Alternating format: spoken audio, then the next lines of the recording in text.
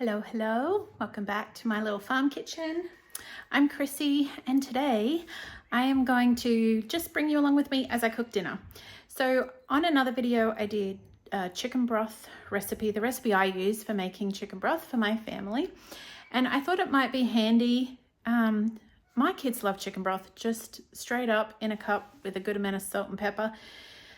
And we have it that way, but I also incorporate it into meals, and I know not everyone loves it that way, so it can be handy. And it's definitely the way I started, was to add broth to meals. There's lots of ways you can add broth to lots of different meals. Soups, casseroles obviously are probably some of the easiest.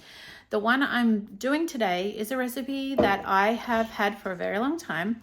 It's a chicken satay, so it's sort of a Thai satay recipe, and I was given this recipe when my husband and I got engaged. So for our engagement party, we had, I think it was my pastor's wife had this idea at the time, Miss Cindy, and she, on the invitations, got everyone to the engagement party. It was invitations to our engagement party, and she handed out with the cards these recipe cards, and she said, asked everyone to write their favorite recipe on the card, and I got heaps of really fun recipes. I have all the cards still. I don't use all of them, but some of them have become like staples, and so this was the little recipe card that she did. And this recipe was given to me by Julie and Bob. I used to work with Julie many years ago, and this was one of her favorite recipes, and she actually just like cut it out and stuck it on the card.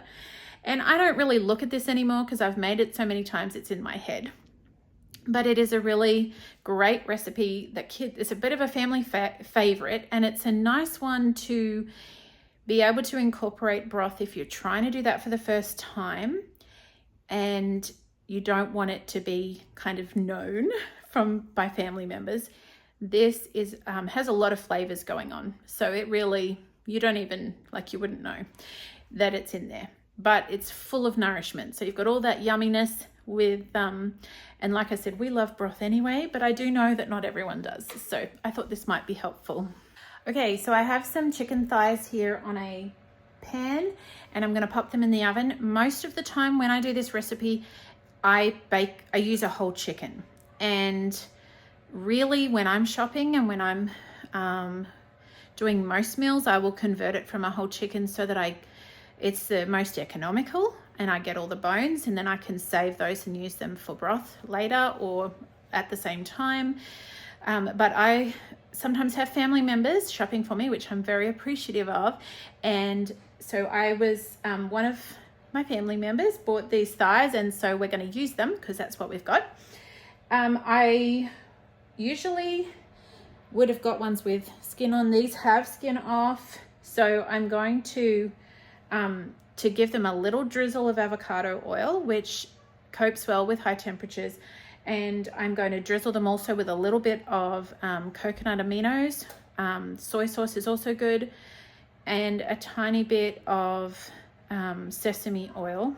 I might actually leave the sesame oil for the next step, because usually what I would do is I will get a whole chook and I'll either boil or bake it, and then I'll debone it, and then I'll use the chicken in the recipe and make broth with the rest. But you can do it either way, I guess is what I'm saying. So today, because this is what I have, I'm going to pop these in the oven to bake them ahead so that they're not just having to cook in the sauce. It just will speed up the process a bit. You could also do this by just putting them in the sauce, but I'm under a little bit of a time crunch tonight, so that's what we're doing. I just thought I'd show you. This is the liquid coconut aminos I was talking about, and if you have any issues with soy, that is a very good choice. Gives you a very similar flavor profile. This is the soy sauce I like to use. It is traditionally brewed, so it's a fermented, traditionally brewed soy sauce, which compared to some of the other ones you can buy, just is a healthier option. So I will always try and buy this. I was happy to see I could get Kikkoman over here. So I might go ahead and use the Kikkoman today because I've got it. I don't always have it, so I like to have the aminos as a backup.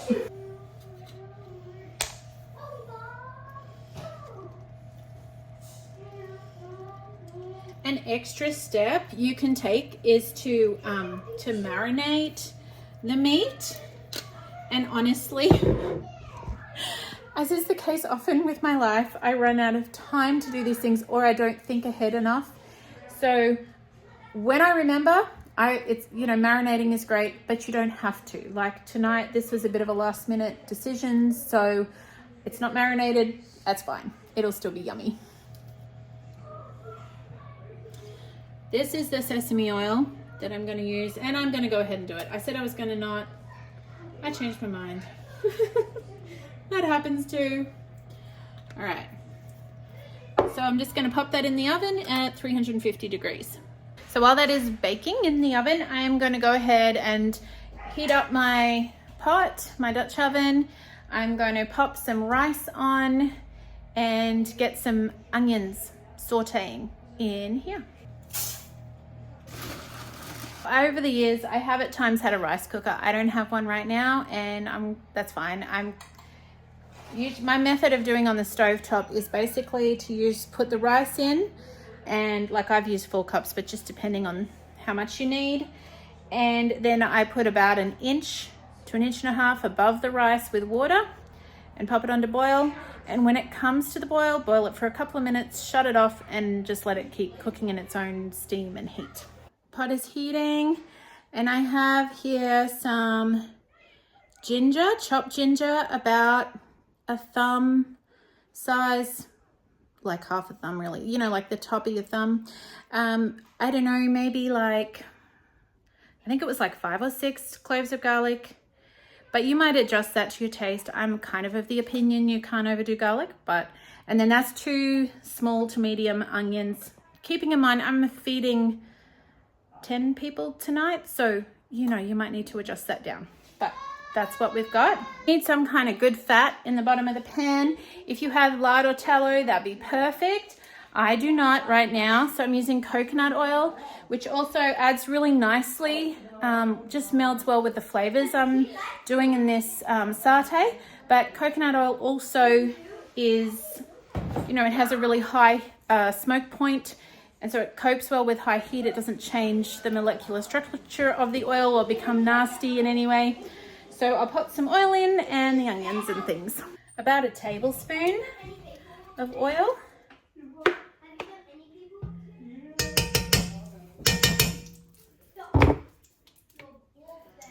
And popping these guys in.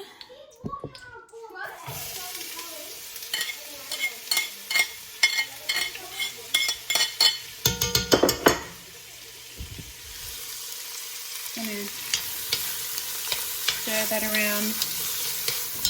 Just saute a little, become translucent, release all those beautiful flavors before the next step. Another thing I would put in at this point, if I had it, which I don't, is lemongrass. It's just delicious in this recipe. If you have lemongrass in your garden, or if you can get it anywhere, it is just perfect.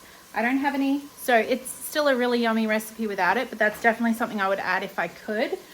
I also wanted to mention, I've used butter as the good fat in here as well. If I haven't had coconut oil, butter works just fine. Okay, the next ingredient is peanut butter. Look at this massive big peanut butter. Just got it in my Azure order this month. Just starting to build up my Azure order. So I got some yummy peanut butter without any nasty ingredients. So I'm gonna add that and some broth. Again, I just want to apologize for the glare. There is a horrible glare coming in here. I have cracked my camera screen and I'm hoping to get it fixed, but right now I can't do anything about it. So it is what it is, but right now I got a yucky glare thing happening. All right, so it's starting to brown up. I wish you could smell it in here. So those ginger, onion, and garlic is just such a good combo. So I'm gonna add in the peanut butter and the broth. I put about this spoonful of peanut butter, which is probably 2 large tablespoons of peanut butter. And I put 2 mason jars of, quart jars of broth. because I'm doing a fairly large quantity. Okay, so earlier I did put some soy sauce and sesame oil on the chicken. I'm going to add a little bit more into the sauce. Okay, so I've just pulled the chicken out of the oven and I'm going to transfer it from here over into our pot, and I'm going to take all of the juices as well. All of those yummy juices can go in there.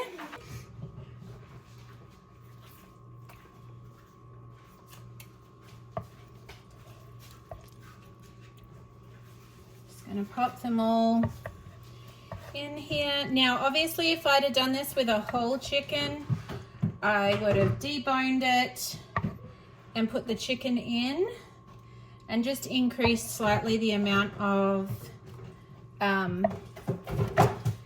soy sauce and sesame oil.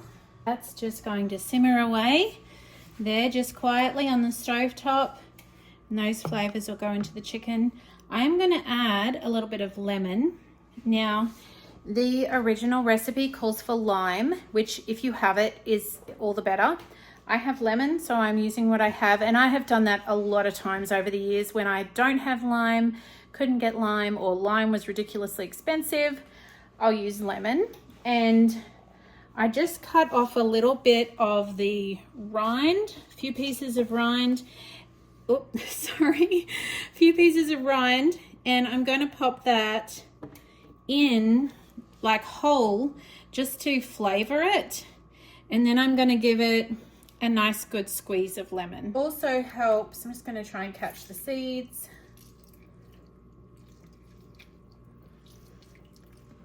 So it adds, you know, if you have the lemongrass, that's awesome. This adds a little bit of that lemony flavor, especially popping the peel in if you don't have any. So the ultimate, like the original recipe, and I think really the ultimate, is to pop lime juice, a little bit of the lime zest, and some lemongrass. Next ingredient is coconut cream, or coconut milk is fine. I'm actually putting 1 milk and 1 cream, but I'm doing a pretty big batch. So I'm pretty sure the original recipe said coconut milk, but I've done both, whatever works.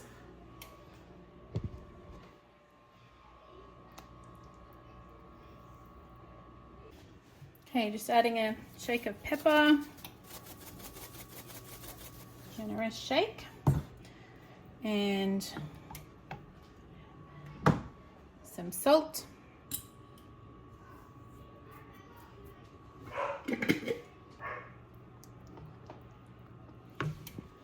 Okay, so now the original recipe calls for a large red chili, which I don't have, and over the years I've had to sort of tone it down a bit. I like good and spicy, and my husband does, but the kids don't take to it too well. So I will put a little bit of chili flakes in here, dried chili flakes, that's what I have. And then we'll add extra on a plate by plate, you know, bowl by bowl basis according to taste. If I have them, I also will put in, like I used to grow red chilies at home, and I would just cut some up on a plate and we could sprinkle it. Mike and I would have it on our plates and the kids wouldn't. So it is in the original recipe. So if you can handle it and you don't have little ones who don't want it, go ahead and put it in. I would even put it in at the beginning when I'm frying the onions and the ginger and the garlic. That would be ideal.